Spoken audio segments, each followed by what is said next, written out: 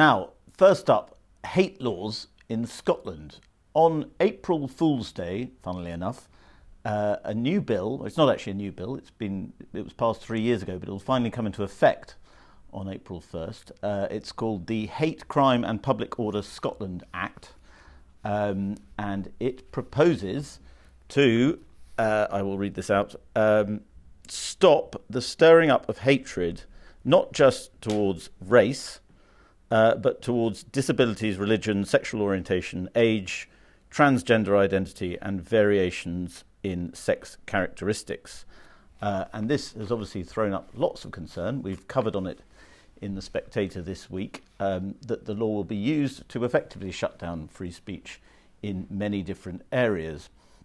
I'm delighted to be joined by Kellie-Jay Keen, who is a feminist activist, and Andrew Doyle, who is a writer, broadcaster, and comedian. Kellie, I'll start with you. What do you make of this law that is about to come in? Because if judging from social media, there's a lot of people who are anticipating it quite enthusiastically, licking their lips at the prospect of shutting down people like you, I dare say. Yeah, I'd like to know what the variation of sex characteristics actually means. That would be that amuses me no end. But look, they don't mention women. I don't agree with hate speech or hate crimes in any way, shape, or form. I just think it's an affront to free speech. So there have been calls. I'm not a feminist, by the way, but there have been calls by feminists to make misogyny, a hate crime or hate speech, and I totally disagree. I think we should get rid of it all. But apparently, the home of comedy is going to have a good kicking in the festivals with this new hate bill. It's mad. It's utterly mad. I'm so sorry to have called you a feminist. I thought you're a woman campaigner. I am a woman and I'm a campaigner. So I'm a women's rights activist, I guess. I'm the leader of Party of Women, which is a new political party addressing these sorts of issues. So yes, but no, I'm not a feminist. Andrew, what do you make of this law? There's been a lot of talk about what might happen to J.K. Rowling, who's obviously often at the forefront of the culture wars over transgender rights and so on. And people have been threatening her on Twitter that as soon as April 1st kicks in, she will be prosecuted under the law, and that the police will be put onto her case. Yeah, well, the key thing there is the shift in language. The legislation talks about transgender identity. That's not the same as what the Equality Act talks about. The Equality Act talks about a gender reassignment as a protected characteristic. So once you start talking about transgender identity, what that means is all of a sudden anyone who claims to be the opposite sex and wants to be referred to as the opposite sex is protected by law. And of course, J.K. Rowling very famously has been referring to India Willoughby as a man because he is a man. And a lot of people are saying, well, we can now weaponize this law against you. And of course they're going to. I mean, Joanna Cherry's made the point that naturally the people who are most going to face the brunt of this are individuals who misgender. And what all misgendering is accurately sexing another person. So this is an ideological thing, I think. And there's no way it won't be weaponized by activists. And it's interesting that even though the law is in Scotland, it can be used because it can be applied to anyone who has had their opinion heard in Scotland, which therefore opens up the possibility that Scotland will become much like Britain has been the libel capital of the world. Scotland could become the sort of hate crime capital of the world, where anybody with a grievance can use Scottish laws to go after people that they feel have offended them. Well, it's just ironic, isn't it? I could stand next to a man who I will, for the purpose of this exercise, call Dave, and he might refer to himself as Janet and call himself a woman. And if I refer to him as Dave and he refers to me as some sort of misogynist slur, I'm in trouble. Or if, in fact, Dave is in a female changing room or a toilet, my 17-year-old daughter could tell him he's a man and to get out, and she's in trouble, and he's not in trouble for being in a space where he would make women feel afraid. It's what we all anticipated would come.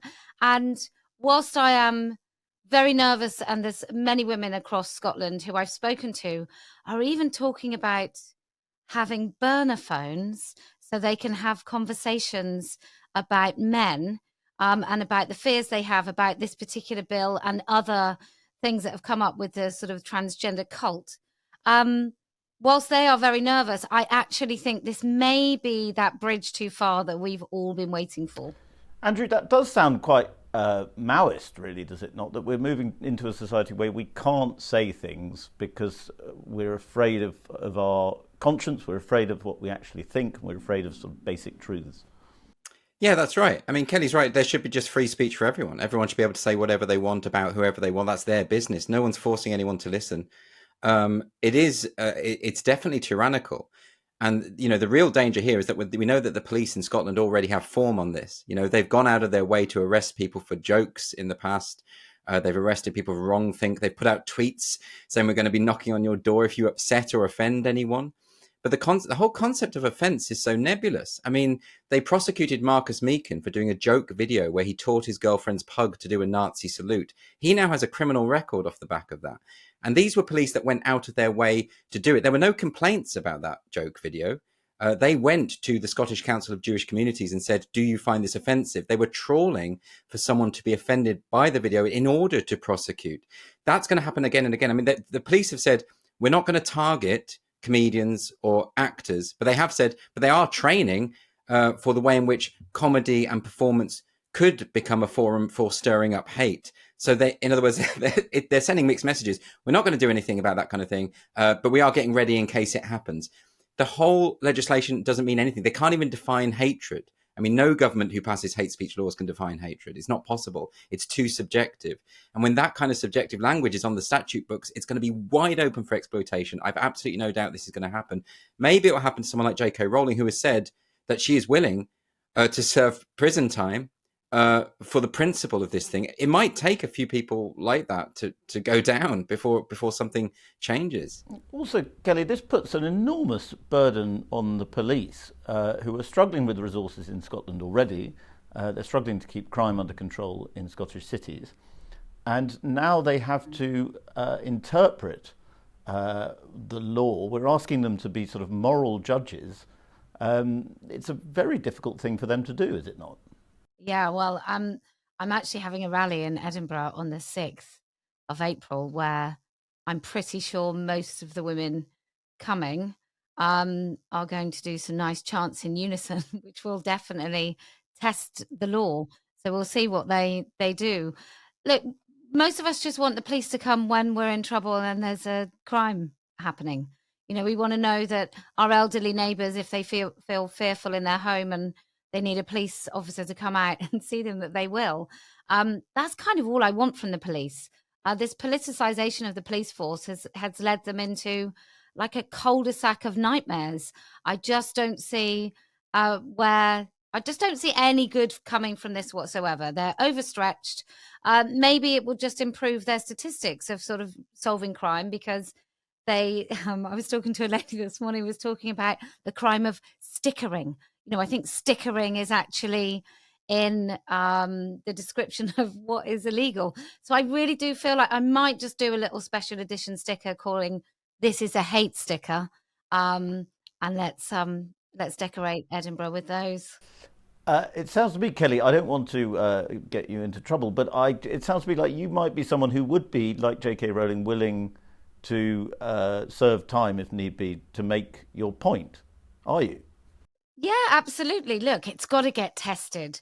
Everyone has to. I keep thinking with all these crazy things that have happened since I've been doing this, since I've been thinking about this in 2015.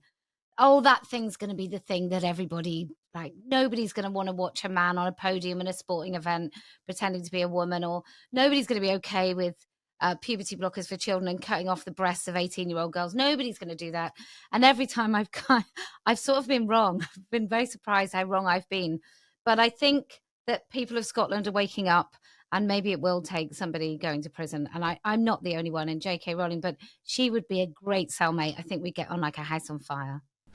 Andrew, I mean, Scotland does seem to be the place which is pushing this the most, but it's also the place where the backlash has come a little bit. Nicola Sturgeon found out with her attempts to redefine gender She paid a political price for that, arguably losing her job over it. If you see it that way, I think possibly with this law, because it's going beyond social media and beyond publication, beyond what you put out publicly or publish.